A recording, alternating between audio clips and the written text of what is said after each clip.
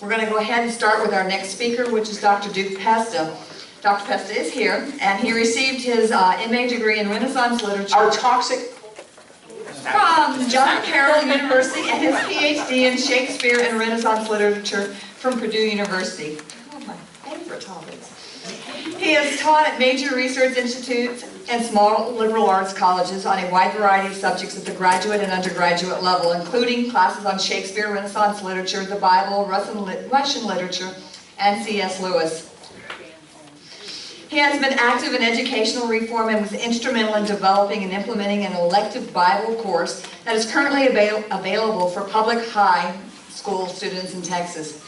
He is a professor of English at the University of Wisconsin-Oshkosh and the academic director of Freedom Project Education, an online school dedicated to providing students a classical education delivered through state-of-the-art technology. Let's welcome Dr. Pesta, please.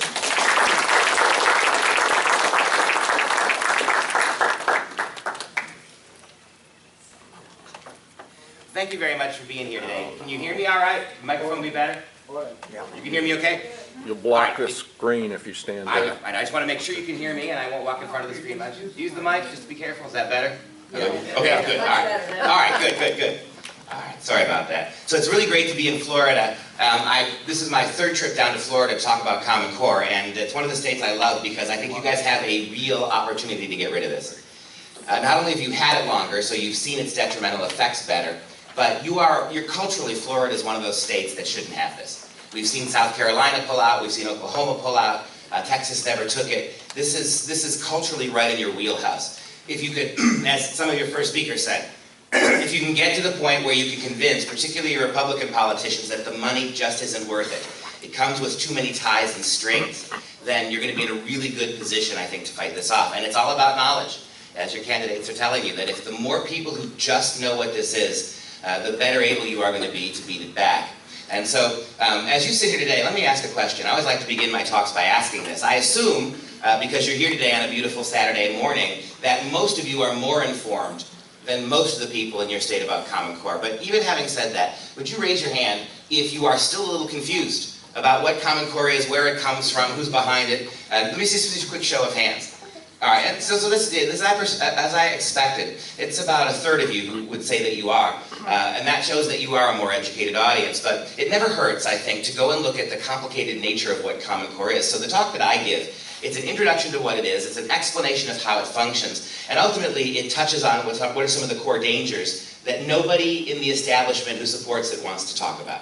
And that's a problem, too. How many of you have, given that we have a lot of activists here, how many of you have heard the same cliches? This is a set of standards, it's not curriculum. We have state and local control in this state, right? How many of you have heard these talking points, that curriculum are not standards? It's just absurd. And so I'd like to go ahead and try to dispel some of that stuff today. So briefly, what is Common Core? Just so we're all on the same page. Common Core is an abbreviated term. It's used to refer to the Common Core State Standards Initiative, a set of national standards in English and math with science and history and social studies all forthcoming. Written and copyrighted by the NGA and the CCSSO. Before we even get out of that first sentence, before we even get through that first sentence, I'd like to underscore how duplicitous Common Core is and how it presents itself. We know that nobody anywhere has had a vote on Common Core. That your legislators didn't get to vote on whether to accept it or not, the governors did not, the Senate and the Congress never had any hearings about Common Core. In a very carefully scripted way, the Department of Education pretended to play no part in this. Moms and dads, teachers unions had no say in this. Why in the world do they call them the state standards? It's probably for the same reason they call Obamacare the Affordable Care Act. And sadly, how many of our American fellow citizens, when they hear the word affordable, well, we like affordability, right? You remember these word games Common Core is a hugely bipartisan problem. And in my 33 states, this is my 229th talk in 15 months in 33 states. And in all those states, I have to tell you honestly, the Republicans have been the harder sell than the Democrats. The Democrats just want it. They don't care, they want it, they're unabashedly for it. But trying to convince our Republicans, who intrinsically really ought to know better, it's befuddled by, as your previous speaker said, it's befuddled by money. Right? There's so much money that the state is at least temporarily providing to support this stuff. Well, that makes sense, right? Whenever the federal government wants to do something at a grand scale, take something over, they'll flood your states with money until it's dug deep enough that you can't get rid of it, then the money goes away. It has been conservatively estimated that in about 5 or 6 years, states are going to be on the hook for all that money the feds are now dumping in. They're not going to keep doing it. Once it's in your state to the point that it's almost impossible to pull out, and it's in the country to the point that it's difficult, almost impossible to remove, then the federal government withdraws and your states, all the states, become responsible for this. It's going to be billions and billions of dollars the states are going to have. Rather than collecting hundreds of millions from the federal government, you're going to be paying it in a short time. But they call it the Common Core State Standards for no reason. There is not any evidence, no shred of evidence whatsoever that the states had anything to do with this. In fact, the teachers in the states, the very small number of teachers in the states that actually got to see the standards, didn't even see them until after they were drafted, paid for, developed, revised, verified, and inserted in most states in the Union through Race to the Top. Even when your Florida teachers got to see the standards in any meaningful way, they could not revise them, they could not reject them, they could not change them.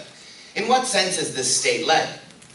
Another myth we're going to debunk here is the myth that the governors had something to do with this. You've heard that one too, haven't you? It's a governor's initiative. Well, unfortunately, you've got Mr. Jeb Bush pushing this nonsense. And where do they get the idea that this is a governor's initiative? Because the two groups that are ultimately responsible for the Common Core, the NGA, the National Governors Association, and the CCSSO, these two groups, which are basically nothing more than lobbying groups. The NGA has been described by one of its former sitting governors as a meet and greet place for politicians to be, and their aides to be put in contact with lobbyists. These are not educational organizations, but you hear the word National Governors Association, and it's tempting to say, well, that would be great, right? If 50 state governors locked themselves in a room and banged out education standards. But the problem with that, and I would prefer that to what we have, because if you had 50 state governors get in a room and bang out education standards, then you could unelect the governors if you didn't like what they did. The people who did this, the Common Core people, are utterly unaccountable. They've never been elected to you and me. They're not people we can get our hands on. And with all due respect, I live in Wisconsin. I have arguably the most conservative governor in the country, and he has been fantastic. But he's also been a terrible disappointment on this issue. Politically, he doesn't want to touch it. And I understand Mr. Walker's problem. You remember about 2 years ago, he took on the teachers union in Wisconsin and won and got recalled. And about $250 million of teacher union money then came in from the national unions to try to beat him. He won the recall against them. I understand. So I understand why he's a little hesitant to poke that bear again in an election year. But we need, without his strong leadership, it's not going anywhere in Wisconsin. And so far, after a year and a half of trying to urge and educate, he still is on the fence about what he wants to do. And this is part of the problem. But the NGA, so 50 state governors did do it. So I guess my point in bringing up the governor, Governor Walker, is what qualifications, for as much as I love him, what qualifications does Governor Walker have to write education standards? What qualifications does your governor have to do it? There's not a state in the union that has a governor who could do it. It requires a tremendous amount of sophistication and really a lot of educational experience to be able to craft a standard, particularly in things like math and science, for 60 million American school kids. As one professor, the only professor who was involved on the validation committee of Common Core, and who voted no, by the way, as he points out, there are only 22 mathematicians in this whole country who could do it. Not one of them was consulted in putting the standards together. So if the governors had done it, then we at least could get rid of them. So what is the NGA then? I'll give you one more example that the governors had nothing to do with this. There are a couple of governors who really supported strongly, like Jeb Bush and then Mike Huckabee in Arkansas, but they weren't involved in the writing of the standards. They weren't involved in crafting them or creating them or overseeing them. They're just cheerleading for them. I'll give you an example. Does anybody know who the sitting chair of the NGA is right now? Who is the sitting chair of the National Governors Association? Who cares? That would be Governor Mary Fallin of Oklahoma. And as you know, 2 months ago, the governor of the state of Oklahoma, the chair of the NGA, she went and pulled the state completely out of Common Core. Now think about that for a second. Right? When they tell you this is state-led, ask them for the evidence for this. Every piece of information I'll show you today is documented. And by the way, you can have all these slides. When we're done, we'll quickly throw up a website, or you can see me, I'll give you a card. You can have all this information for free. Because it's all documented. And all you get from the supporters of Common Core are talking points, right? How many of you have received the little one-page fact myth sheet, right? Myth, Common Core is federal. Fact, it's state-led. Isn't that awesome? No footnotes, no documentation. And when you ask the teachers or the superintendents or the politicians who hand you that, do they ever tell you how they know that? They don't. So you got these two basic lobbying groups. And I know some of you are taking notes, and one of the names I'd like you to think about or write down so if you're doing further homework is Joy Pullman, P-U-L-L-M-A-N. And Joy has written a definitive article. She works with the Heartland Institute. And she has written a definitive article on who actually wrote Common Core, and it can be traced back to 5 people. Chief among them, David Coleman, C-O-L-E-M-A-N. The New York Times calls David Coleman the most important educator and educational administrator you have never heard of. Coleman has never been elected to any public office. He has never, ever been a classroom teacher. He's never taught. By the way, you know your Secretary of Education, Arne Duncan, has never been a classroom teacher, right? You know, why in the world would the President of the United States appoint a top educational executive in this country who's never been a classroom teacher? In fact, do you know what Arne Duncan's primary qualifications at school were? He is a sociologist. And you'll see, I know you know this, that Common Core is not ultimately at the end of the day, it's not about education, it's about sociological engineering. And so you got a sociologist in the Department of Education. Do you know what David Coleman's chief recommendation for being the architect of Common Core? And that's what he is. Coleman is the man who oversaw and wrote much of what we now know as Common Core. He is the lead person on this. Do you know what his major qualification was? He was Arne Duncan's roommate in college. That's how he got the job. And even if you think you like the standards, even if you think you do, I doubt we have many of those people here, but even if you think you do, ask yourself this. How in the world does the man who wrote the standards overwhelmingly oversaw them, how does he immediately leave Common Core once they're written and become the CEO of the college boards, where within months of finishing his work with Common Core, he is transforming the college boards, the ACT, to conform to his plan? How does that happen? How does it unelected happen? Not only is David Coleman now, the architect of Common Core, is transforming the test that every single American kid, whether they're Common Core educated or not, within 2 years of the creation, right? Within 2 years, all of these tests that kids have to take to get into college will be Common Core aligned. Do you see that that's a kind of high-level extortion? Not only is David Coleman rewriting the college boards, he's also now rewriting all the AP tests, all the tests your kids in high school take to get college credit. Have you heard about the new history standards, the new AP history standards? Here's something I would really urge you to do. I just haven't had time, it's so new, I haven't had time to add it to the presentation. Type the letters APUSH into your Google, A-P-U-S-H. APUSH will call up the complete new revision, and we've got it right here, the complete new revision of American history. Your kids are going to be learning now, mandated, if they want any college credit for history, they're going to have to regurgitate things on tests like the Founding Fathers were terrorists, like capitalism is the root cause of all the world's suffering, that America is not a free country, it is a land of imperialism and tyranny and colonialism and racism and sexism. This is now enshrined by the same man who rewriting the ACTs and the SATs, the architect of the Common Core. This is banana republic stuff. These people can't be touched. Here, this will blow you away. This is the actual copyright for Common Core. And it's not held by the Department of Education or the federal government or teachers unions or governors or states or moms and dads. It's held by 2 Washington lobbyist groups. How in the world does the transformational educational paradigm that's completely rewriting our schools, how is it owned not by anybody you and I can reach by the ballot box? How did that happen? This is banana republic stuff. This is what happens in third world tin horn dictatorships. And so you ask yourself, you're starting to sound a little conspiratorial up there, Pesta. Which maybe for this audience, you get that. But ask yourself the question, well, if the federal government wanted to take over education, why didn't they just do it? Why is there this copyright? Well, because of a 1965 federal statute, a couple of statutes, by the way. The federal government is prohibited. They cannot legally create national standards or a national curriculum. It's illegal. There was no such impediment with healthcare. And so they did the next best thing. The 5 individuals who wrote these standards have deep ties to the president, deep ties, as we see, to the Department of Education. Who paid for all of this? That would be Bill and Melinda Gates initially. Also huge donors, huge lobbyists, money bundlers, ideological co-travelers with the president and his administration. Bill Gates initially, back in 2008 and 9, put up $150 million of his own dollars to pay these 5 individuals with some help to write the standards. As you sit here today, Gates has spent over $4 billion on Common Core.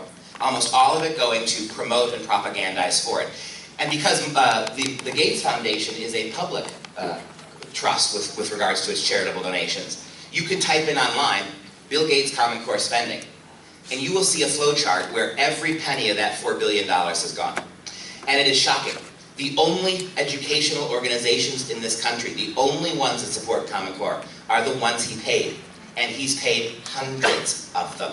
Do you know that way back in 2009, before the standards were even written, Gates had written multiple million-dollar checks to the National Parent-Teachers Association.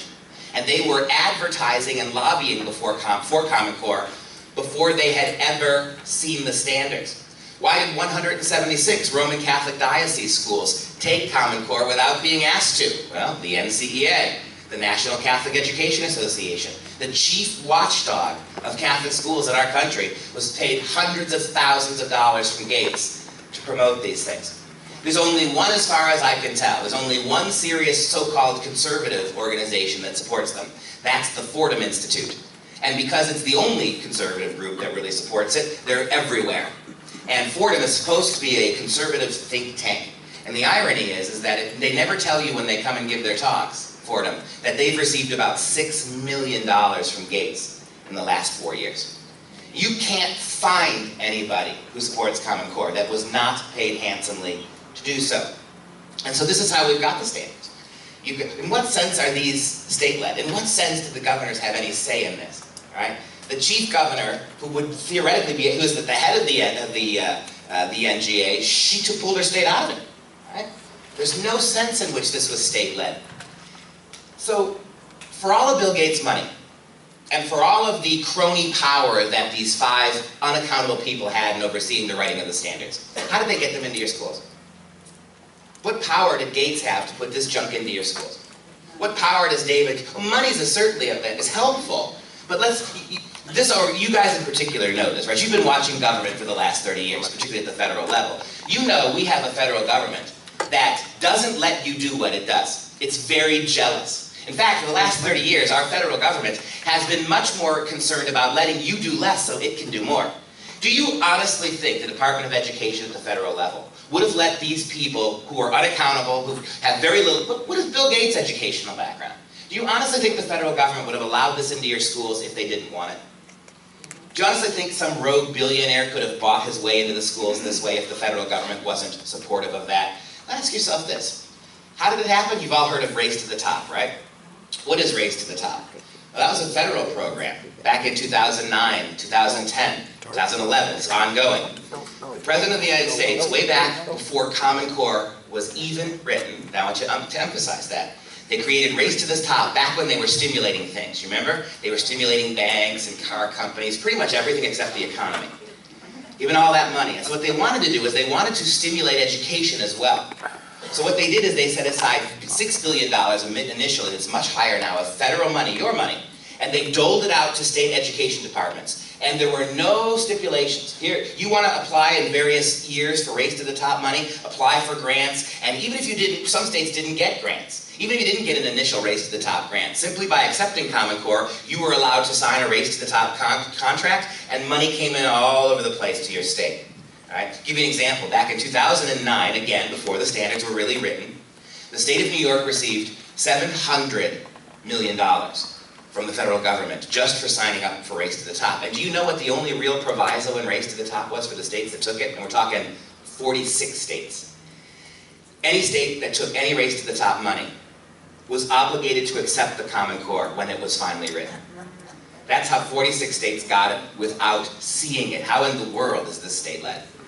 So simply by taking the money, this is where we ended up here. Not all states got initial Race to the Top grant money, but all states who have Common Core have money coming in from the federal government, and that's the big allure and draw of it. Now ask yourself this question too. How is this not federal? When they tell you it's not federal, they point to that stupid copyright. And you see how careful the copyright is to tell you it's not federal? It's just us. These two that should bother us, right? That 2 lobbyist groups own the whole thing. Because you can't, how do you get a hold of them? Who do you vote out of office? How are you going to get David Coleman on the line to tell him what you think? Where's the representative government in all of this, given that public education is public? It's ours, it's not theirs. But ask yourself the question I always ask. Do you think The people who support Common Core would continue to do it if the standards were exactly the same. But if instead of the Bill and Melinda Gates people, what if it was the Koch brothers who put up $1 billion? And what if instead of 2 left-leaning lobbyist groups, she had 2 right-leaning ones? And what if instead of a very liberal president, she had a very conservative one, who basically put up about $6 billion of American taxpayer money to bribe a bunch of states to take curriculum standards that they had never seen? Do you think the people who support it now would support it? I don't. I would still be as opposed to it as I am now, if it was coming from the right. The only silver lining of Common Core, if it had happened that way, can you imagine Harry Reid in the Senate if the Koch brothers did it? His head would explode all over the Senate floor, wouldn't it? And yet, you see what I mean about Banana Republic stuff, and you see what I mean too. This is federal. There's nothing in Common Core that would have allowed it to put itself in your schools. Over 40 states took it precisely because of the federal program Race to the Top. And it is the federal government's program, Race to the Top, Arne Duncan and Barack Obama, it is their program that requires states who took money to take the standards. That's the obligation. And that's where we sit today. That's a big myth, that these are state-led. And you think about the way this was done. This is, say what you will about the Affordable Care Act. Say what you will about health care. It had its hearing in the House and the Senate. It went to the Supreme Court. This is equally, I think this is more transformational than that. And it's never had any of those things. And again, I respectfully insist that the only reason it's in your schools, and if this isn't federal, so you're bribing states to take it, right? Here's a big wad of money, and all you have to do is accept something you haven't seen. Now you're bribing states who want to get out. How about, is it Lee County? Oh man, the country was just weeping for you, Florida, when you had a school board that initially, the first one in Florida that tried to pull out. And then they got to that one woman, didn't they? And what was the big concern why she recanted her vote at the 11th hour? Ooh, we're going to lose out on a lot of federal money. So the federal government now that has nothing to do with this, who bribed states like Florida to take it, is now telling states like Florida and states that want to back out like Indiana or Oklahoma, well, you can, but if you back out, we're going to withhold your entire federal education budget. This has nothing to do with the federal government, but you bribe states to take it and you're blackmailing states to try to get out of it. Do you know that about 6 months ago, Arne Duncan, the Secretary of Education, began sending federal agents into various schools across the country just to be sure that those schools and school districts were implementing Common Core the way the federal government thought it ought to be implemented. You've got, and this is easy, you can check that out online. Arne Duncan is sending federal agents into schools across this country to make sure they're putting this in exactly the way the federal government wants it. But your benighted politicians and benighted school officials who support this, they're going to tell you we have state and local control. It's not federal. One thing I like to do, particularly for an audience like this, is useful. We live in a strange world, and you're one of the audiences that I speak to that really understands this. If you amass a bunch of facts on a subject, but you happen to be a conservative or a Christian or a Republican, suddenly your facts don't make any sense because you are a tinfoil hat-wearing right-winger.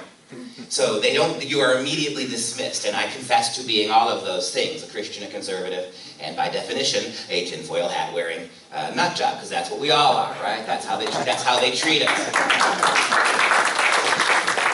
So what I like to do during this talk is to take about 25 minutes and show you all the right-wing lunatics who support Common Core, who oppose it. That's the only thing they have. And all the talks that I've given, that's all they come back with. They never engage with the data, they never answer. When you try to talk to your schools about how we got Common Core, look, they're going to tell you. It doesn't matter, they're just standards. Let's talk about the standards. As if it's somehow, who's paying for it doesn't matter. As if somehow the ideological motivation, or legally or illegally how they got it, doesn't matter. Your schools will not discuss any of this. Your politicians who support Common Core will not discuss all this stuff.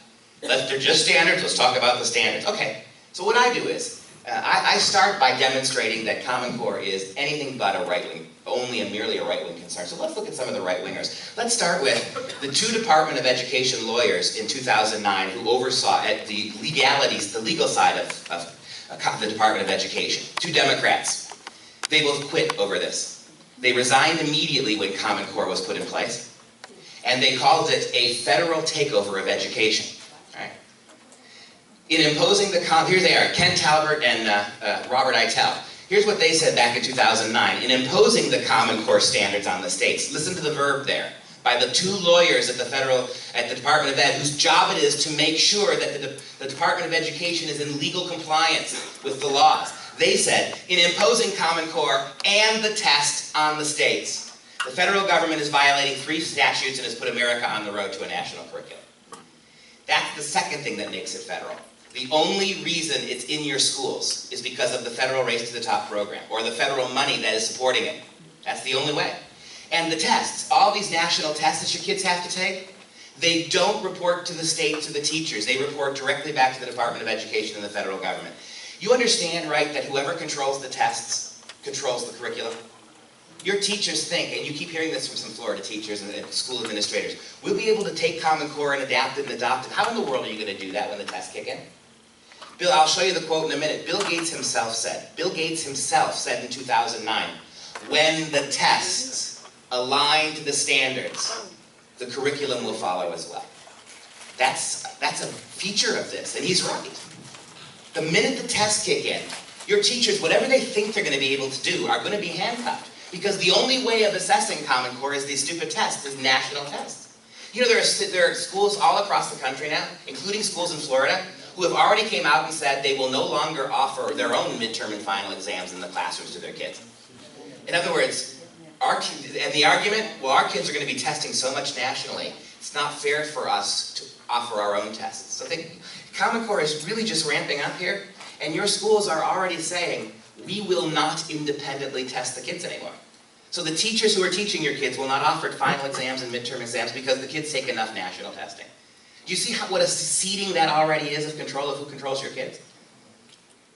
In imposing, notice the verb, forcing the Common Core standards and the tests on the states, the government's violating 3 of its 3 national statutes and put America on the road to a national curriculum. With respect to Race to the Top Common Core scheme, Eitel and Talbert, former Deputy General Counsel and General Counsel, respectively, of the Department of Ed, concluded that, quote, these standards and the tests will ultimately direct the course of elementary and secondary study in those states that took it, running the risk that states become little more than administrative agents for a national K-12 program, and raising a fundamental question about whether the department is exceeding its statutory boundaries. Not only did they quit, but the 2 of them have now written a book together.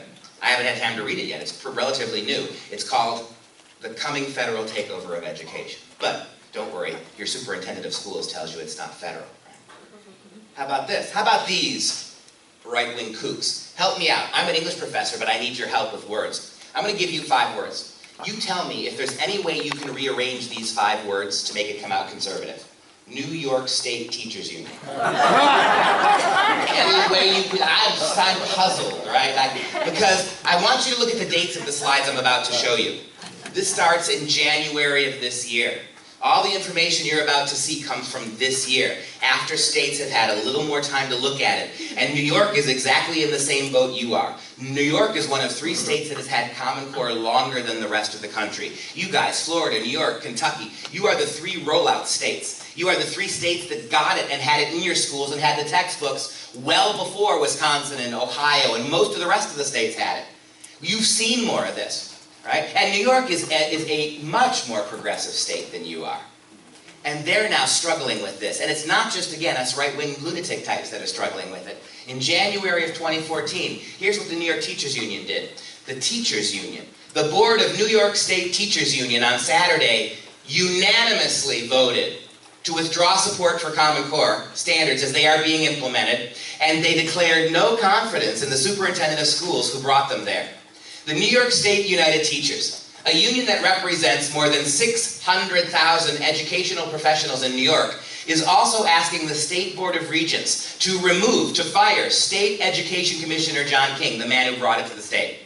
And although the union previously backed the standards, the union says it will not support the benchmarks, either as implemented or interpreted. That's big. We're not taking, we don't want your standards, and however you try to tweak them, we're not going to want them then if you mess with them. We don't want them. That's huge when you think about it. And what happened in New York that makes them so leery now? Well, the first year they got the standards, they thought they could do whatever they wanted because they had state and local control. So they taught the Common Core, but they also changed it up, and they used a lot of their other time to unteach some of the Common Core lessons. And then, lo and behold, they got their first Common Core test, prototype Common Core test. And the teachers recognized they can't teach what they want. And the second year of Common Core in New York, they had to now go to teach exactly to what was in the tests. And you understand this is a big deal, right? Teachers' unions are some of the most radically progressive things in the country, and the New York Teachers' Union is really bad. And even, you know how it is in unions, right? Rank and file teachers may be Republican or Democrat or anything in between, but to be a union boss, you don't have any right-wing credentials. How about this? That's not enough for you. How about the country's largest teachers' union? How about the NEA? The NEA is now the most powerful union in the country. Now that the UAW has been tamped down, the teachers union, the NEA, spends more money on lobbying and activism than any union in the country, and 99% of that money goes directly to liberal causes. Yep. $250 million of teacher union dues went to fight Governor Walker in the state of Wisconsin. That's what they spend their money on. Here's what, notice the date, February 2014. The nation's largest teachers union is pulling back on its once enthusiastic support for Common Core, labeling the rollout, quote, completely botched, unquote. National Education Association President Dennis Van Rokel said, quote, the standards will not succeed without a major course correction, including rewriting the standards and revising the tests with teacher input. Yeah, you heard that right. The tests that your kids are going to have to take were not written by teachers. Teachers don't get to grade them. Teachers, in many instances, aren't even going to get to see the results. When we say high-stakes testing, we mean high stakes for the teachers. Because that's how we evaluate teachers now. If your teachers can't get kids to this standard, to satisfy not even satisfying the principals anymore, or their local school districts, or the governors, the states of your states. Now, if you don't get your kids to the standard that the federal government wants, as a teacher, you may lose your job, you may not get tenure. You're a principal of a school that can't get enough kids to the standard, you're replaced. This is shockingly unfair to teachers. How in the world do you hold teachers accountable for a set of curriculum standards they didn't write and had no say in, and tests they didn't write, don't get to grade, and don't even get to see? You see how much power is being ceded? Everybody knows that the way kids learn, and every study has shown that the way kids learn best is when you have a committed parent, a disciplined child, and an effective teacher. That's all you need. I'm quoting a video clip I'll show you later. You know, we became a superpower in this country on the backs of men and women who learned in one-room schoolhouses. That's what works, right? Teachers, moms and dads, and students. And yet, Common Core is 180 degrees removed from that. Everything is regulated federally. What goes on in your classrooms now is not being determined by the teachers who know your kids, see what they need, know what the community is like that the kids came out of. Your teachers are utterly handcuffed. Do we have any teachers here? Well, then you know, right, that there are sometimes you just have to throw out the curriculum with a group of kids. You may have 30 kids, you have to throw out the lesson plan. Sometimes you just have to go completely off script and be creative to get that group of kids to learn something. How do you do that when the whole thing is scripted, enforced, and tested nationally? How do you do that? This is what's at stake at this. How about this? All right? So, no teacher input. How about the second biggest teachers union in the country? How about the AFT, the American Federation of Teachers? And by the way, as radically progressive as the NEA is, the AFT, the second largest teachers union, that's considered to be more radical. That's where the teachers go, the AFT, who don't think the NEA is left-wing enough. But check this out, and notice the date, July of this year. In a major surprise, of course it is, the AFT, this country's second largest teachers union, opened its convention Friday by announcing a step back from Common Core. AFT, the American Federation of Teachers, will now provide monetary grants for teachers to critique the standards or write new ones. They're paying their teachers to write better standards. The AFT's Executive Council also introduced a resolution declaring that the standards may have had noble intentions, but they have fallen short due to outside meddling and an inordinate focus on standardized testing. CCSS has also seen other opposition on the left as well, particularly from a new faction of almost 100,000 left-wing teachers who have named themselves the Badass Teachers Organization. This is a group of teachers within the AFT, 100,000, who don't think the AFT is progressive enough. So they've called themselves the Badass Teachers, and they are fighting Common Core tooth and nail, right? So because that's their whole strategy. When they dismiss you as a kook, what they're going to tell you when you fight this, you're a right-winger, we're not going to listen to you. You don't have an education degree. We're not going to listen to you, right? You heard that one? Hell, I've heard that one. I've got 2 master's degrees and a PhD, and I teach education majors every semester. And I hear you have no business to talk about this because you don't have a degree in education. But when they do that to you, you ask them this: what's Bill Gates' education background? What's Arnie Duncan's education background? What's David Coleman's education background? What's the people who wrote the standards education? They don't have that. Not enough. That doesn't bother them. We're criticizing it and we're invalidated because we don't have education degrees. But the people who wrote and implemented the standards have no meaningful education background, and yet they're exonerated from that criticism. Right. How about my personal favorite? How about the Chicago Teachers Union? President Obama. You know, when you want to talk about state teachers unions, these guys are the loopiest. This is the same group, the Chicago Teachers Union, who a couple years ago approved a curriculum that would sanction the teaching of masturbation techniques to 5-year-olds, kindergarten kids. You know who their commencement speaker was, their Martin Luther King Day speaker was for elementary school kids this year? Elementary school kids. The Reverend Jeremiah Wright. So these are some of the right-wing kooks who oppose Common Core. Now here's what Karen Lewis said. There she is, the Teachers Union president. She's now running for mayor of Chicago, Karen is. Right? And here's what she says about Common Core, quote, "I agree with educators and parents from across the country. The Common Core mandate represents an overreach of federal power into personal privacy." Karen's telling you that's data mining. All this stuff they're going to be gathering on your kids that your school denies is going to happen. Right? Overreach of federal power into personal privacy as well as into state educational autonomy. There's your state and local control. It's going away. How about this? Common Core, quote, "eliminates creativity in the classroom and impedes collaboration. We also know that high-stakes standardized testing is designed to rank and sort our children, and it contributes significantly to racial discrimination and the achievement gap in our schools." And she's right. You know where the biggest agreement between the right and the left on Common Core is? What it does to special needs kids and what it does to kids who are already behind and struggling, many of which are inner-city minority kids. All right? That's where this is coming from. That's a damning indictment in President Obama's own backyard. Not only did the Chicago Teachers Union president say that, the entire union drafted 30 anti-Common Core resolutions. I can't show you all of them. I'll show you a couple of them. Here's what the resolution says. Instructional and curricular decisions should be in the hands of classroom professionals. This wasn't done. The people writing and grading and crafting, they weren't educated. The instructional and curricular decisions should be in the hands of classroom professionals who understand the context and interests of your students. Do you honestly believe some bureaucrat in Washington better knows what kids in Ocala or places like Orlando need? Right? That one-size-fits-all education emanating from Washington is going to be able to help kids in Miami and kids in rural Florida who need radically different things to even get started? And conservative people and Christian people, we always get suckered because you hear the word standards, right? And that's how the Common Core people phrase this. If you oppose Common Core, you just don't want standards. You know, for 200 years in this country, when you had teachers giving tests and grades, and moms and dads sending their kids to school, you had a standard. And it worked. Right? The idea that without Common Core, well, but we've heard that before, right? You remember that if you didn't support the Affordable Care Act, you wanted people to die on the streets? Yeah. And you remember how if you don't support the latest radical agenda on abortion, it's a war on women? Yeah? This is the same thing. They're trying to threaten you. If you don't support Common Core, then you just don't want standards. And as conservative Christianity, by definition, is the world's golden standard, isn't it? Everything we do as Christians and conservatives, religious people, it's standards-based. So the idea that somehow that only the bigger the standard is, the better is absolutely absurd here. How about this?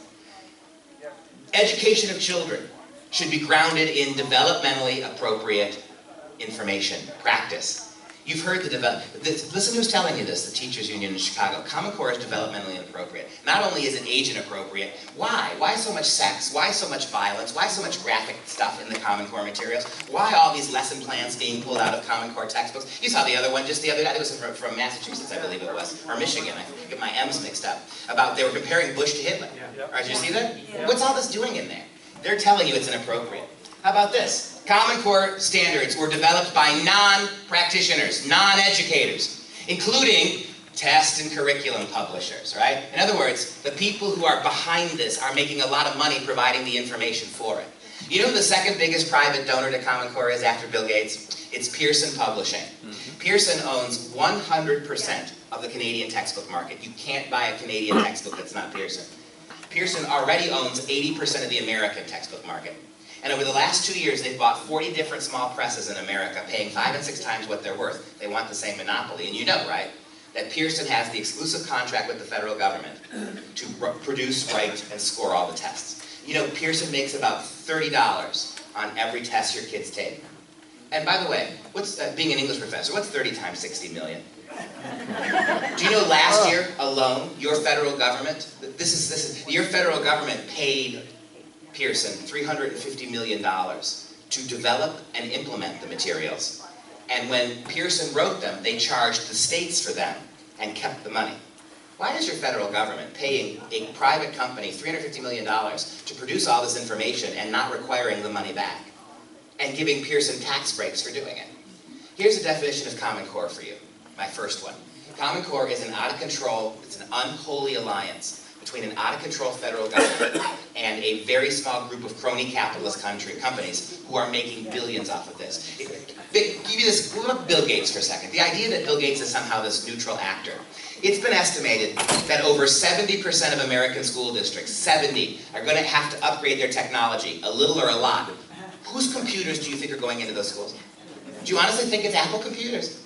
The idea that there is no quid pro quo. What do you think? You think Pearson's getting $350 million from the federal government to go out and make tests and then sell them for their own profit and has no reciprocal agreement with the federal government of the United States? That's what they're telling you here. Non-practitioners, including test and curriculum publishers, and education reform foundations are behind Common Core. Groups like the Gates Foundation, the Broad Foundation, Achieve Inc., over and over and over. These left-wing 501c3s are pushing all this educational change, right? And the Chicago Resolution says that as a result, the standards better reflect the interests and priorities of corporate education reformers than the best interests and priorities of students. Now, we've been saying this for a year and a half, right? 2 years. But we have the wrong letters before our name. When they tell you you're just a kook, well, the irony is that Karen Lewis really is a kook. But she's a kook who's on your side, right? How about these radical right-wingers? The most liberal news magazine in the country is Salon.com. And Michael Mazenko is one of their editors. Here's what liberal Salon said just in July of this year. Right? The underreported story about Common Core is the millions of dollars to be made developing and selling education materials and tests linked to the new standards. We've already blown up 4 major Common Core myths. State-led, governor-led, right? How about this one? You've heard this one? Standards aren't curriculum.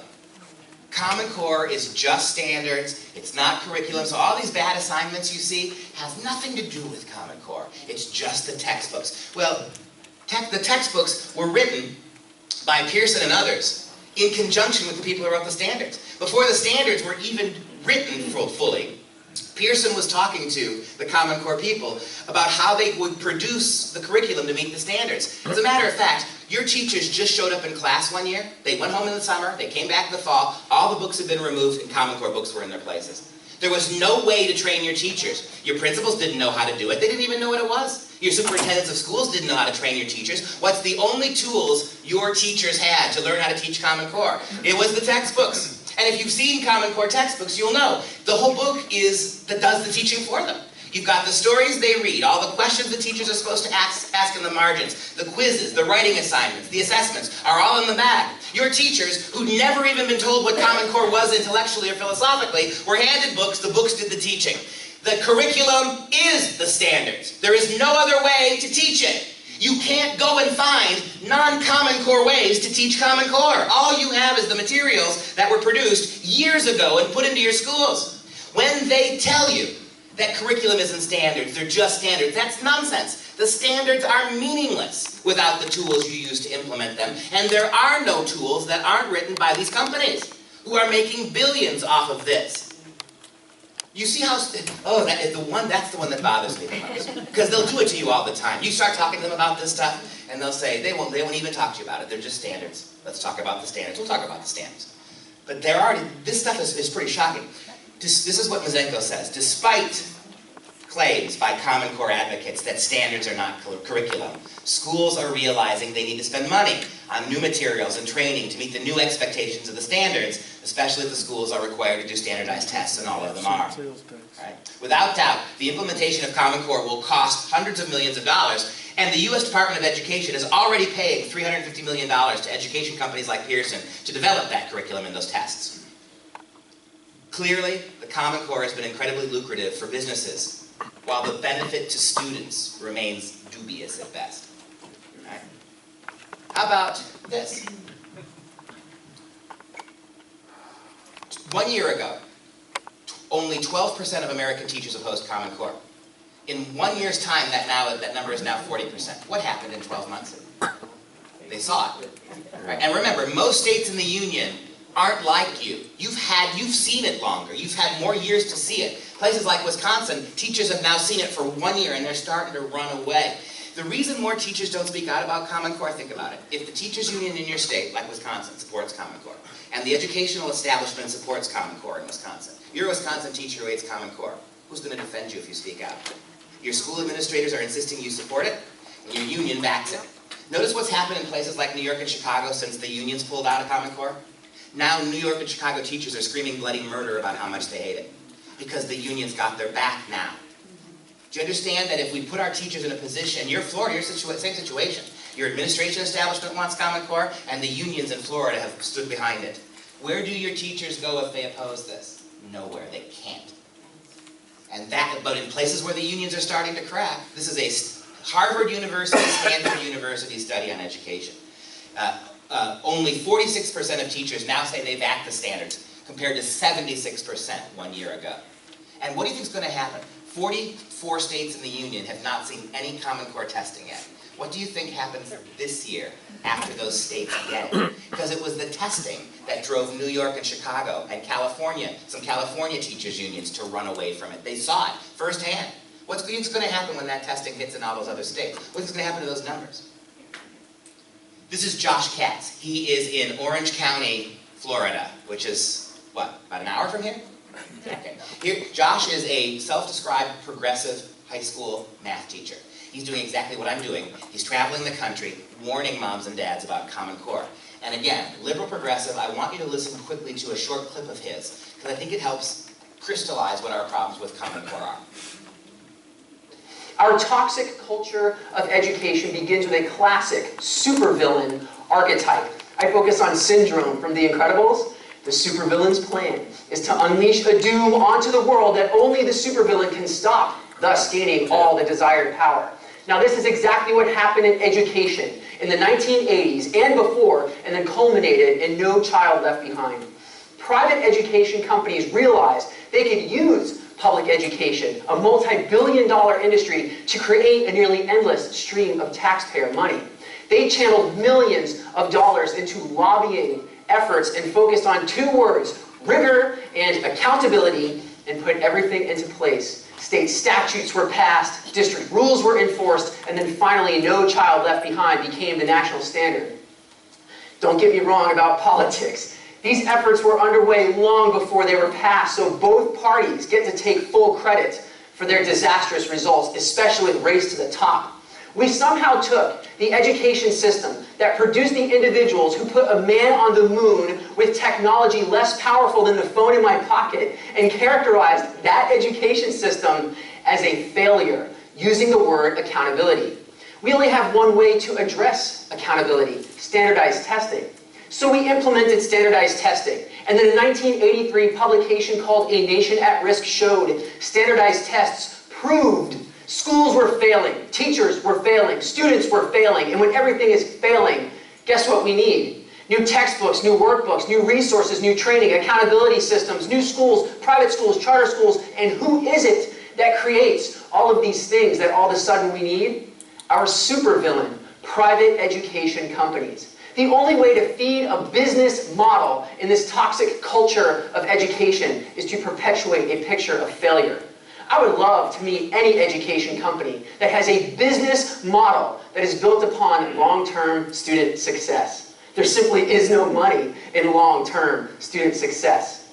Now, how is it that we can believe that a standardized test is what accurately measures student achievement? How can we believe that it measures student growth? That moment when the student's light bulb is finally lit, aha. That moment when a student says, thank you for helping him graduate with a 2.0 GPA. How can we attach a number to that moment when a third grader finally has the ability to write his own name? Who, by the way, has been labeled a failure for himself, his teacher, and his school.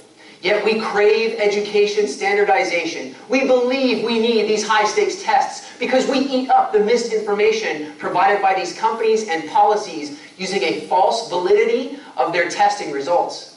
Our testing culture begins in elementary school. Colleagues of mine work with third graders who suffer from anxiety from high-stakes testing. From a one-day, one-shot, 4-hour computer-based test, the future path of a student is set. An academic identity is established, and a message is delivered loud and clear. Either you can or you can't make it.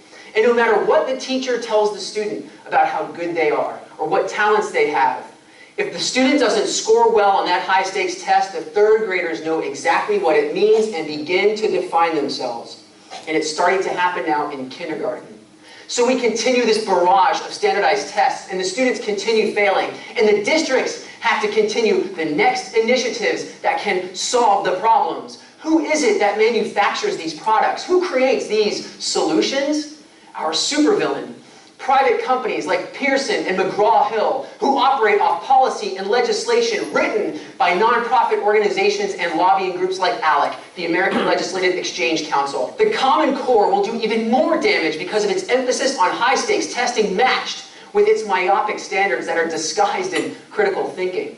I've seen my daughter's kindergarten and first grade assignments. This isn't critical thinking. This is developmentally inappropriate rote. You think they could fool me with this stuff? Any education reform that doesn't address high-stakes testing and the non-cognitive factors of true success like character and integrity is a complete waste of time, and it's killing our kids. And it's killing our kids. Now, he's right about so many things, but I'd like to take one moment and tell you something I think he's wrong about. As a progressive liberal, he makes a classic liberal mistake. The supervillain, the villain that's more responsible than all the others, is the private capitalist company. Now, you just heard me blast this crony capitalism of people like Pearson, right? I have no use for it. But it's interesting that Mr. Katz can't recognize the fact that none of this would be in your schools if the federal government, the watchdog of public education, didn't let it.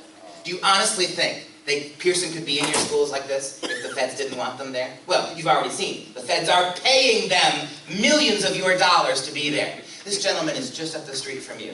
You should consult with him on this, right? This is no right-wing guy. And a couple of things, I played it because a couple of things I want you to recognize. He's right. Absolutely, and I wanted to give him credit for it. He's right. From 1911 all the way through the 1970s, American schools were preeminent in the world. We put men on the moon, we educated kids to put men on the moon with less technology than you have in your stupid little cell phone.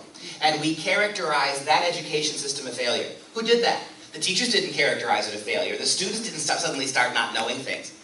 Your school districts and schools didn't do it. It was testing companies. And you know when it happened? Not surprisingly, I know you're going to be absolutely blown away to hear this. You know when this started? When we created the Department of Education. In the late 70s, right? The previous iteration of our current president, his doppelganger in the 70s, right? For 200 years in this country, we educated our kids at a very high level without a centralized Department of Education. And in the late 1970s, we created one, and what immediately happened? The Department of Ed had to justify its own existence, right? So they got, and the textbook, the publishing companies realized that all that money was being pumped, now that was all going to the schools, that local school districts were having, all that money now was being first pumped into the federal government at the Department of Ed. So the textbook companies realized that, hey, if we get our hands in that pie, that money will come to us. So the textbook companies like Pearson, they created tests that quote-unquote proved in the early 1980s that American schools sucked. And when you prove that, guess what happens? You throw out everything and you've got to buy all new textbooks. We've been doing math the same way in the West for 2,500 years. It's given us Archimedes and Galileo and Newton and Einstein. And you know, if you know anything about math, you know, right, that from kindergarten through high school, nothing has changed mathematically. The numbers, the formulas, it's all the same. So what do we keep buying new math textbooks for? You know what you're doing? You're buying all this social engineering junk, all this diversity initiatives and multiculturalism, all this stuff that has nothing to do with adding, subtracting, multiplying, and dividing. Remember, we're old enough to remember the new math, aren't we? But what is Common Core? But what did you do, invent the numbers again? And here we are with Common Core math, which is a complete reinvention of something that didn't need to be reinvented in the first place. But as Mr. Katz points out, if I'm right, math hasn't changed, certainly not at the high school down level in all these centuries. If that hasn't, millennia, if that hasn't happened, you buy one math textbook and it's good for 50 years. There's no success in student achievement. If you're Pearson Publishing, you sell that one textbook and then 50 years later you come back and say, okay, anybody want another book? And that doesn't cut it for these companies. So you've seen what's happened in the last 40 years? Interestingly, corresponding exactly to when American schools started to fail. It's the standardization that's failing them. It's the nationalization that's failing them. How many of you got kids or grandkids? All of you. Can you get your 2 daughters and your 5 grandkids, could you get them all to get the exact same marks in all single subject areas? Absolutely. Of course you can. And if you can't do it in your families where you have some control, how are you going to do it with 60 million American school kids? Let's do the math that your schools refuse to do. Right? Education. That's the other thing I want to say. All right, fine. If you don't have an education degree, you have to shut up about education. But who is it that's put us in this problem in the last 40 years? Isn't it PhDs in education? Right? In typical big government fashion, the same people who screwed it up are telling you, you have no right to talk about it or fix it. It's shocking. Math. We've been doing math the same way all these years, and now all of a sudden, we need all these different ways to do it. The supervillain, right? Remember my definition. It's an unholy alliance between an out-of-control federal government and a small group of crony capitalist companies. And the thing about this union, what do the companies get out of this? The companies get money, lots and lots of money. What does the federal government get out of this? Control. You get this, right? You remember back in the old Nazi days, in the 1930s, right? All those companies, the very small group of companies that were allowed to work with the government and get rich. Companies like Volkswagen, right? Like the various chemical companies that worked with them. No sooner did the feds, the nationalists, the socialists, actually, the Nazis, no sooner did they consolidate their power than the private companies went away after colluding, right? And you saw this in Soviet Russia. It's the same thing again and again. And Katz is exactly right about that. It's a dangerous thing. And if you don't believe me, how about this right-winger? How about Bill Gates? The man himself. Go back to 2009, when he was putting the whole scheme together and paying for it. When the tests are aligned to the common standards, the curriculum will line up as well. How do you get around? How do you write that off? How do your educational administrators and your feckless politicians who support this, how do they come to grips with the fact that the man who's orchestrating this is telling you that once we get our tests, once we get our standards into your schools, and then we start testing nationally, we get to determine what's taught. He who controls the tests controls what goes on in the classrooms. Do you know Common Core has already begun the process of renaming your teachers? They're not called teachers in the brand new Common Core textbooks. They're called facilitators. Do you understand why, right? Because there will be no teachers in the future. Teaching means that you have independent agency to dictate where things go. Now it's all scripted. In Wisconsin, we actually have teachers teaching math and English who aren't told until 1 week before they teach what they will teach. And they're getting faxes from the Department of Education in Wisconsin schools saying, okay, next week here's your slate. Here's what you'll talk about. Detailed scripts from Washington telling them, next week when you teach, here's what you're going to teach and how you're going to do it. And that blows up myth number 8, doesn't it? We have state and local control. Yeah. Do you see what this is? By design? Nazism. It's the death of state and local control. And you know, let's talk about standards, because this is where a lot of conservative people get hung up. Well, we need standards. We've got them. We've always had them. Do you know that there have been 50 different academic studies done in the last 40 years? 50. That demonstrate conclusively there is no correlation, zero correlation, between state and national standards and how your kids perform in the classroom. That's absolutely shocking. We have no data whatsoever. You can go ahead and set the highest standards you want in Florida or at the national level. It has not the slightest impact on how your kids do. Because what does a state standard have to do with what goes on in a particular classroom? State standards are just suggestions. All that matters is what your teachers are able to get your kids to do, and we are not allowing them to do it. That's why it's failing. Here's the latest one. This is the most comprehensive. This one was published just about 4 months ago. This is the Brookings Institute, right, which is a left-leaning think tank. And the last 30 minutes now you've seen, right? Every single piece of information I've given you has come from the left. I've been saying this for a year and a half. They're saying it now. Good, good. Because in our twisted little world, and I could have spent 5 hours showing you Christians and conservatives blasting this stuff with data and documentation. But somehow, in our culture, it just doesn't quite have the punch, right? Put a D before your name. This is the Brown Center report, the most thorough, done about 4 months ago. And the Brookings Institute is not a conservative organization. Here's their summation. You can find their report online free. What effect will the Common Core have on national achievement? The analysis presented here says very little impact. The quality of Common Core standards is being hotly debated, but the quality of past curriculum standards is unrelated to student achievement. And the rigor of performance standards, how high you make them, is unrelated. Think about this. Let's do the math that the schools won't do. You want to get all your kids in every single class to a specific place. Ultimately, in order to get more kids on board, are you going to have to raise the standard or lower it? It's common sense.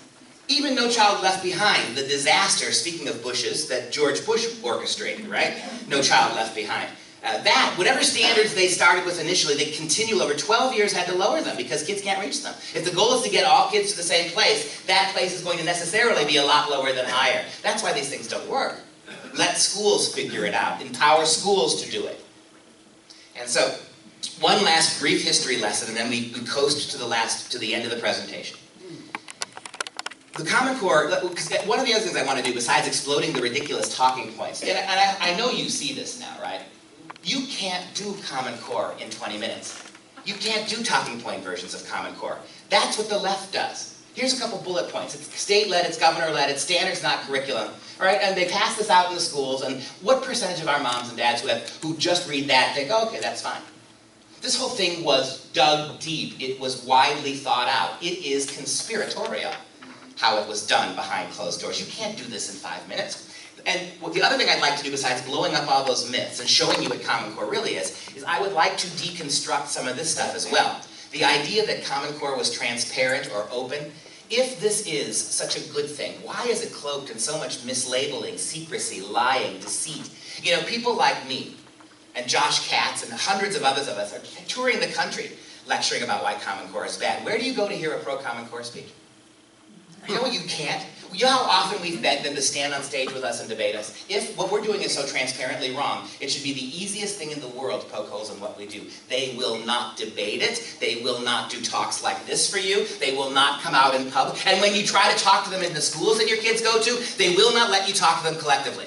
They will not open up the auditorium, bring 100 moms and dads, and no, one by one they'll let you come in. Do you know Arnie Duncan sent a memo to all American schools saying, do not talk to people collectively about Common Core. Insist on talking to them, because if they bring you into the superintendent's office, your mom or a dad, they bring you into the principal's office and isolate you from everybody else who doesn't like Common Core, then they tell you, right, we're not getting any complaints, this is your problem, right? It's intimidation. If this is so good, it should be easy enough to prove. Well, Common Core did one other disgusting thing that you might be tempted to think was a good thing. Way back in 2009-10, when they had written the standards, they created a panel called the Validation Committee. They brought in a bunch of people, paid a bunch of people to come in and look at the standards, and if they weren't any good, throw them out. Or they get complete carte blanche to change, to throw the standards away, to start over, tear them up and start over, whatever they wanted to do. Interestingly, on this committee of 29, they only brought in one expert of English and one expert of math. That's it. They brought in a bunch of activists, they brought in some low-level middle school and high school teachers, and again, please recognize what I'm telling you. If you teach high school geometry, that's great. We need good high school geometry teachers. But a high school geometry teacher does not have enough math to be able to assess a national standard. There were only 2 people on the committee who could. 2. The math professor is a guy by the name of Professor James Milgram, a Stanford University math professor, retired. He's serious. This is the guy that Milgram did much of the math calculations for the Apollo moonshot in the late 60s. He's got that kind of math. And he said of Common Core, by the way, he voted no, to throw them out entirely, he said. He said, quote, it's an absolute joke to think that Common Core math will prepare your kids for college-level math or even for STEM careers. Science, technology, engineering, and math, it won't do it. The English professor was Dr. Sandy Stotsky. She's been to your state a couple times already. And Sandy is considered to be the foremost ELA specialist for developmental kids in the country. She also voted no. By the way, Stotsky and Milgram are both Democrats. Stotsky also voted no. And she said, quote, the new standards in English and reading will set our kids 2 years behind the rest of the world when it comes to reading and reading and English comprehension. These two experts convinced other people on the panel to vote no. And do you know what happened? The Common Core Committee just kind of wrote them out of the final document and validated anyway. Simply removes them, their paid experts, from the discussion and validated with the people who were for it. That's what happened. And when you talk to your administrators about this, they're just standards. Let's talk about the standards. They're not going to talk to you about this. So that's why Stotsky and Milgram are both traveling the country warning people of what this junk is. So this comes directly from standards. Here's what my second definition of Common Core. Look at Common Core as a stool. And a stool needs 3 legs to stand or it's going to fall. Each of the 3 legs is equally valuable because you pull one out, the thing collapses. Here are the 3 legs. You've seen them. 1, the federal government. The only reason it's in your schools, bribing states to take it and blackmailing states who don't want it or want to get out of it. The federal government, the Common Core people, and then the textbooks companies, the publishers. These 3 things are what Common Core is, and you cannot separate them or the whole thing collapses. So having taken that into account, this comes directly from Sandy. Well, we know in Common Core English, right, through the text, the only thing we have to teach at the textbooks, that Common Core, up to 50% in Common Core English of the literature that our kids have historically read in classrooms is being pulled in favor of informational texts, much of which comes directly from the federal government. So as Sandy points out, our kids, when you read the great classics, whether it's Huckleberry Finn or Hamlet or the Odyssey, you don't know what Homer's politics were. You don't know if Homer was a Democrat or a Republican. You read great literature because you involve with ideas and concepts. And when you put your kids to bed at night, why do you read them stories that make their little eyelids flutter and their hearts pound? If you want to put kids to bed at night, shouldn't you read them a Bill Gates computer manual? I mean, wouldn't that put them right out? But you don't, because you know that kids learn how to read and love reading through stories. Much of that storytelling is being yanked out and being replaced by government propaganda. Here's some examples. They're called informational texts. By the time your daughter's in 9th grade English, she'll be exposed to things like recommended levels of insulation, a report released in 2010 by the EPA and the Department of Energy. I've read it. It's a 40-page regulatory manual that simply talks about the environmentally correct way to insulate a building. Is this the kind of stuff that's going to make your kid want to read? And all of it, as Sandy points out, is one-sided government leftist propaganda. She says about 40%, and you can see them online, about 40% of the informational texts deal with man-made global warming. Nothing contradicts it, it's all for it. And almost every one of these global warming texts blames America in a vacuum. They don't talk about the global problem, assuming one even exists. They don't talk about it. They don't cite other countries that pollute. The warming, the climate damage is exclusively portrayed as an American problem. The last little essay, how about that one by the time your kid's a sophomore? The evolution of the grocery bag. A long essay, and a spoiler alert, paper and plastic are both bad, and America's destroying the planet. How about this? How about your kids are going to be reading, instead of great works of literature now, they're going to be reading President Obama's own executive orders in Common Core English. Executive Order 13423, strengthening federal environmental, energy, and transportation management. And as Sandy points out, you're getting much more indoctrination within text because the federal government is handing what kids are going to read to teachers.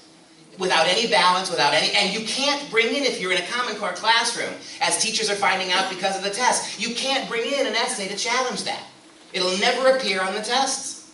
More informational text, less classic literature, we also know, and it's common sense. Kids learn how to write well only after they learn how to read well. When you go to learn a foreign language, you don't start by writing it.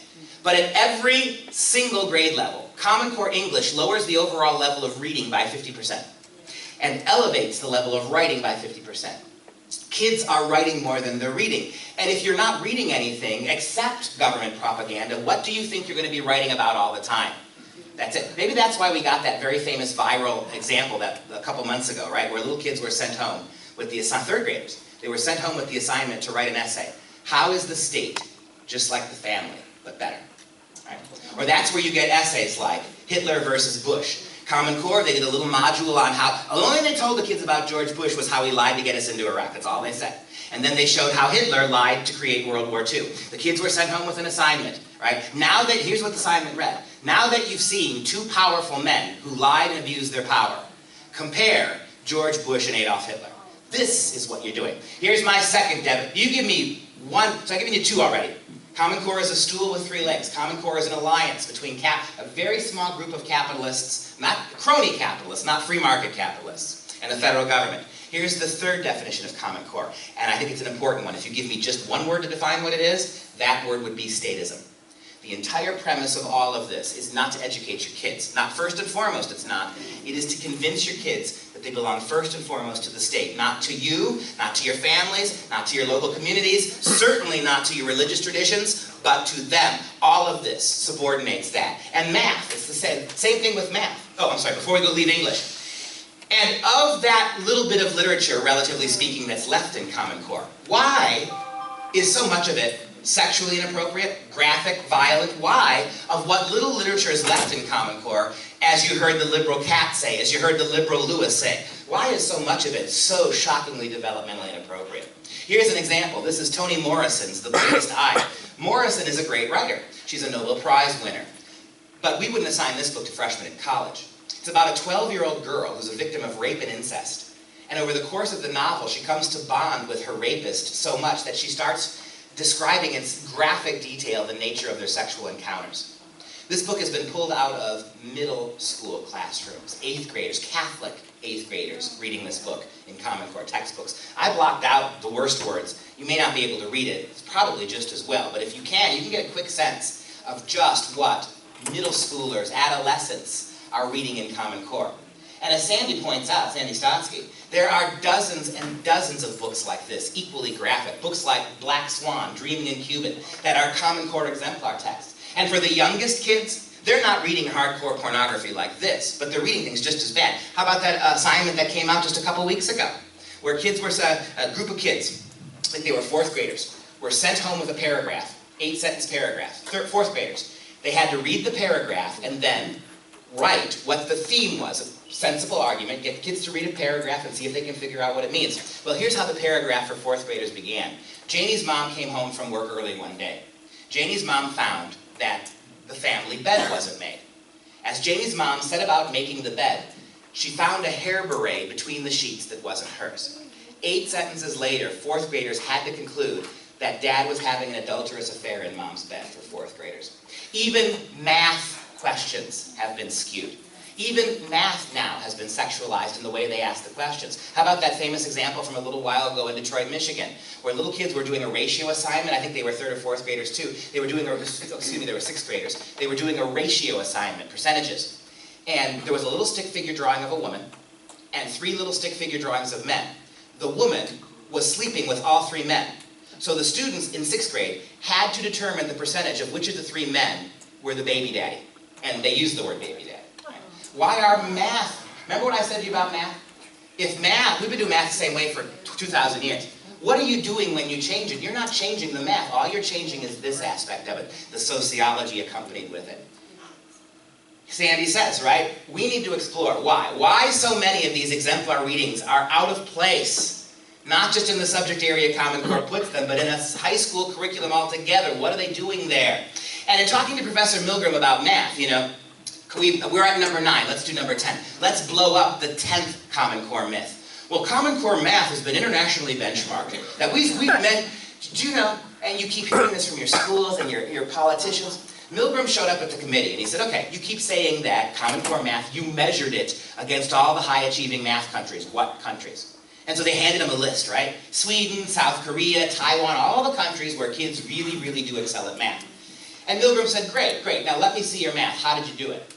For the entire month he was on that committee, nobody ever presented the slightest piece of evidence, none, zero, that this had ever been benchmarked by anything. Matter of fact, as you sit here today, 5 years into Common Core, the government has produced no evidence, none, that any of this was ever measured against anything. So one of the reasons Milgram voted no. Sandy said, we were convinced on the committee that all they did was write down names of countries. There is no evidence.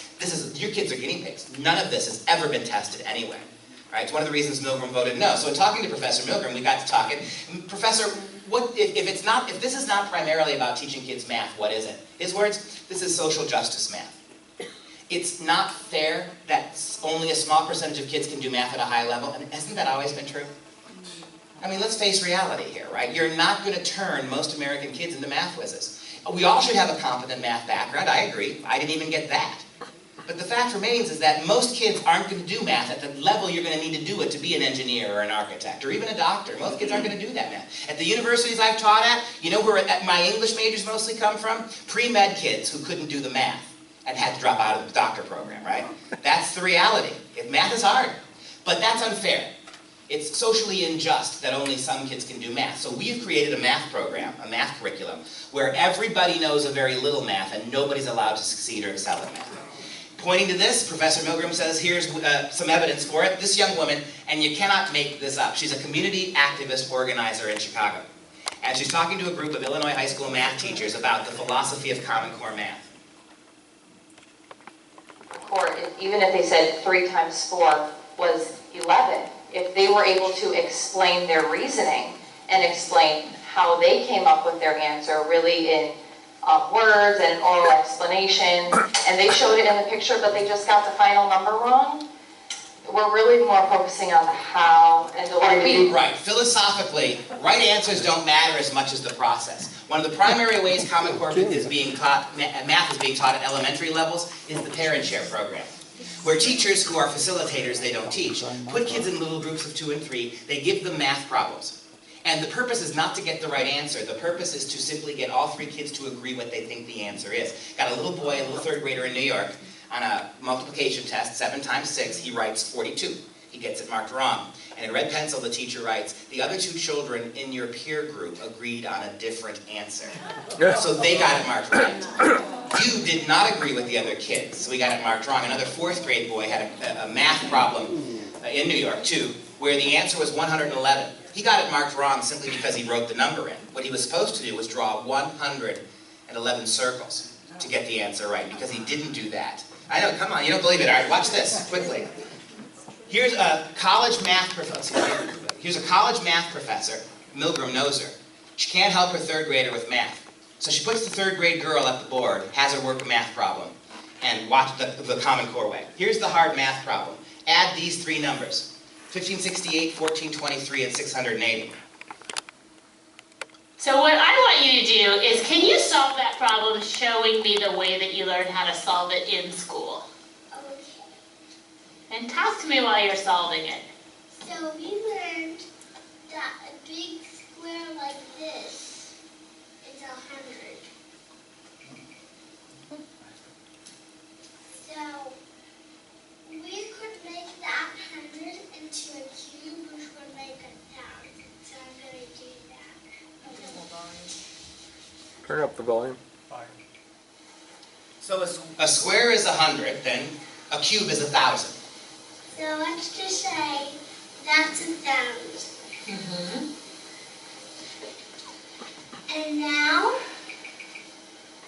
we still have to do 500.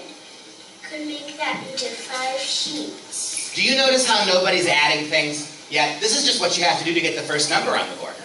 We have 60. The lines equals 10, the dots equal 1s. Now you're going to have to add the second number before you can start doing the problem. For her birthday, she got 1,000.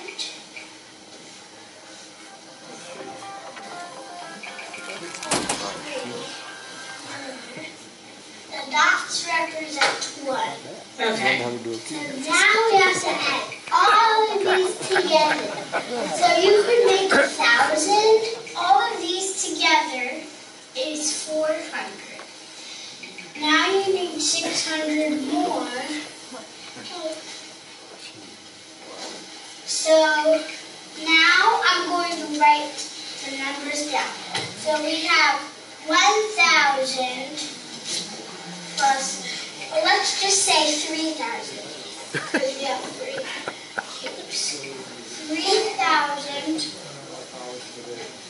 plus,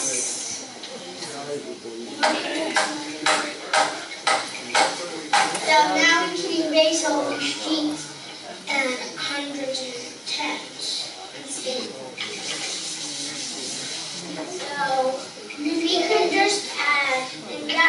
us a total of 30,763. Okay. Now that problem you just solved took about 8 minutes. Yeah, Okay. and that's what we're doing in school. But at home, I'm taught how to stack. And we're not allowed to do stacking in school. That's why we have to. You are prohibited from doing this kind of math in Common Core, the way we learned how to do it. You cannot do this in Common Core. You get it marked wrong if you do. You are prohibited from doing it. What are you thinking? You're looking at your prop? In the interest of time, she got 2 different answers. She did the stacking correctly, took about 30 seconds. She took 8 minutes to get it wrong, Common Core's way. And, you know, as bad a math student as I am, if every time you did Common Core math, a square equaled 100 and a cube equaled 1,000, I could figure it out, but it's never the same way twice. It's all this screwy stuff. And as Milgram points out, if you're spending, how much time does it take to put kids in little groups without being taught by teachers? How much time does it take to draw all that junk on the board? In every high-achieving math country on earth, all of them, kids routinely begin algebra, serious algebra, in 7th or even 6th grade. In No Child Left Behind America, our America kids weren't beginning real algebra until 8th grade. And under Common Core, algebra is routinely pushed into high school, which means your kids will not get advanced math and calculus anymore. And this will blow you away. The name Jason Zimba, Z-I-M-B-A, he is the architect of Common Core math. He is the man most responsible for Common Core math, Zimba.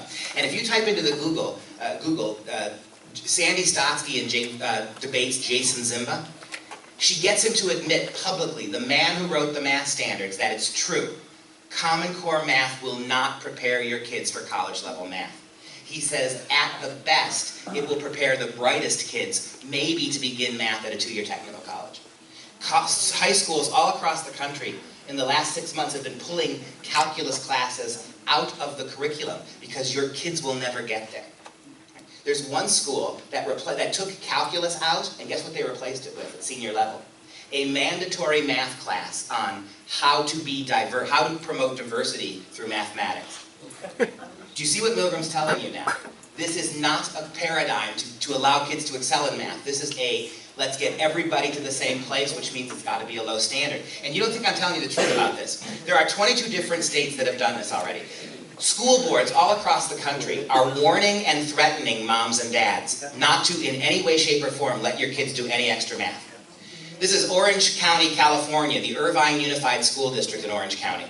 Moms and dads in California were freaking out because their 4th grade kids weren't able to add or subtract independently of all that drawing.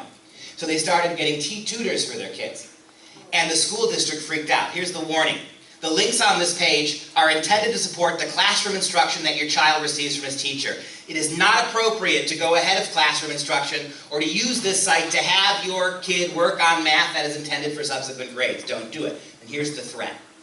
Your child's math instruction and math placement will not change as a result of working ahead. This means that your child will continue to work in grade level appropriate math regardless of any other work that's done.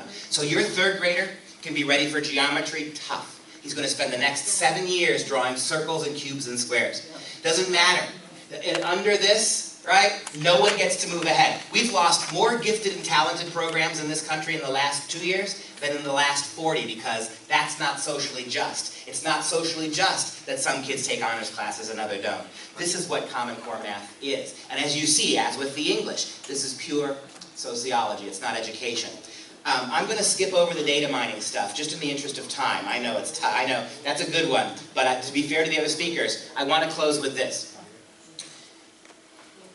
Equally as bad as Common Core is all the junk you're going to get with it. These are the National Sexuality Education Standards. They were published by the federal government the very same year Common Core began to be implemented in the schools in 2012. Notice the title. These are the national standards, which means they're national, the feds own it. They're standards, which means your kids are going to have to be tested on it. When do they start? When your kids are 5 years old. 5 years old. The federal government is now teaching sex to your kids. Notice the subtitle. These are the core skills, the core content. Now, is that Common Core? The schools will tell you it's not, but then you can find this document online. You open this document to the 6th page, and it tells you that when the sexuality standards were being written, what did they use to construct them? Look at the last thing on the list. Common Core standards for English and math. Why in the world is the national sexuality standards, the curriculum, the national sex requirements now.